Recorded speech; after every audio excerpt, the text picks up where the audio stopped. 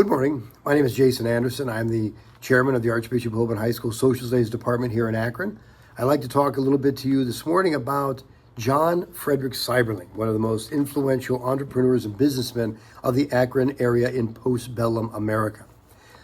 Innovation was a constant element in John Frederick Seiberling's life. Born on March 10, 1834, he was one of the first Seiberling children to attend school, attending the Western Star Academy here in Ohio. While in school, he worked in a local drugstore and gained practical local business sense. At an early age, Seiberling began to invent and improve farm equipment. And by the outbreak of the Civil War, he was manufacturing some of the most sought-after mowers and reapers in the country.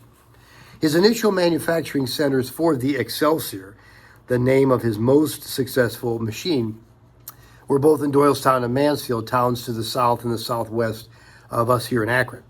After the war, with such a tremendous increase in northern industry, Seiberling decided to invest in a larger manufacturing center located here in Akron on the east side of the city.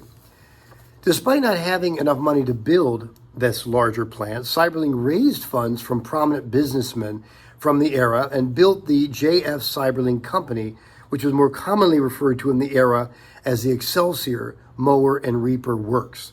Seiberling became the president of that company. He was driven by an entrepreneurial spirit. Even with small financial setbacks, he continued to push ahead with new and improved products. He held over 100 patents on various farming machinery, many which were produced in his company and sold across the country. The boom in industrialization and manufacturing in postbellum America not only aided Seiberling in his work in Akron, it coincided with a massive post-war migration of employees. Historian David R. Meyer noted in his article, Midwestern Industrialization and the American Manufacturing Belt in the 19th Century, that new transportation technology opened new markets in the post-Civil War Midwestern economy, and John Seiberling took full advantage of these new emerging markets, selling farm equipment to Western farmers and helping to build and mine the newly opened West.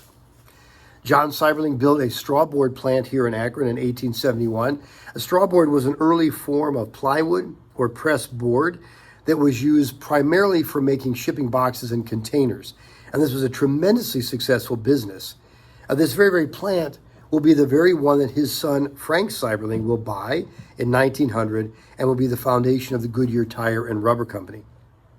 By the late 1880s, Seiberling had created one of the most successful mower and reaper companies in the area, with increased capital of over $600,000, 300 plus employees, and resulting in at least a minimum of 7,000 farm machines produced every year. The economic panic of 1873, referred to as the crime of 1873 by economist Milton Friedman, prohibited the free coinage of silver, and this hit Seiberling very hard. He had invested in silver mines in Idaho, California, and Nevada. Now this sent shockwaves through the American industrial Midwest.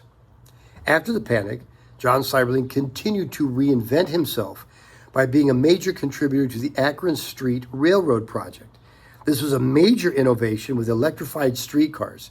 He also owned and operated a major flour mill in Akron, the Seiberling Milling Company, which was converted into a cereal mill, the Great Western Cereal Company, which Seiberling operated until 1899. Now, a side note from Carl Grismer's book, Akron and Summit County. I'd like to read a quote to you just to impress upon how important these industries were in the Akron area. And Grismer writes, the value to Akron of the mower and reaper industry was greatly increased because it brought in its wake several important auxiliary industries, which collectively employed as many men at equally good wages as the industries with which they served. With the entrepreneurial spirit of John Seiberling, spurred on by the tremendous economic and industrial growth of the Akron area after the Civil War, not only did he succeed in business, but he also saw to the personal improvement and advancement of those who worked with him and for him. Unlike the argument of the tragedy of the commons, Seiberling promoted a common workplace and work environment that allowed for the betterment of his employees. This is an idea that his son, Frank Seiberling, will learn and develop with the creation of the Goodyear Tire and Rubber Company in the early 1900s. John Frederick Seiberling died on September 3, 1803, and his death was a tremendous loss to the Akron community. Thank you for listening.